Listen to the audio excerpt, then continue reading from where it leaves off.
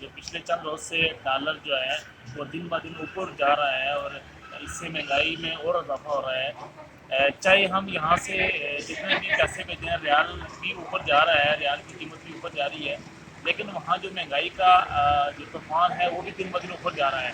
یہاں سے پہلے جو ہم پیسے بھیجتے تھے اور اب جو پیسے بھیجتے ہیں اس کے مقابلے میں وہاں مہنگائی اور بہت زیادہ بڑھ گئی ہے، اور پاکستانی روپے کو اسٹیبل ہونا چاہیے۔ اس وقت جو پاکستان میں مہنگائی ہے اور عوام جو غریب عوام پس رہی ہے مہنگائی میں، اور یہ اس سے ہمیں کچھ تحفظات ہیں گورنمنٹ سے کہ یہ ڈالر کی قیمت کو جو ہے نا وہ اس کو ایک جگہ پہ لایا جائے۔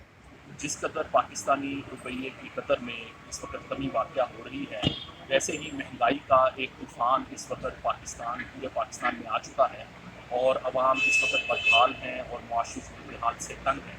حکومت کو چاہیے کہ اس ضمن میں اپنی محدود توجہ کرے اور اس میں استحکام لے کر آئے۔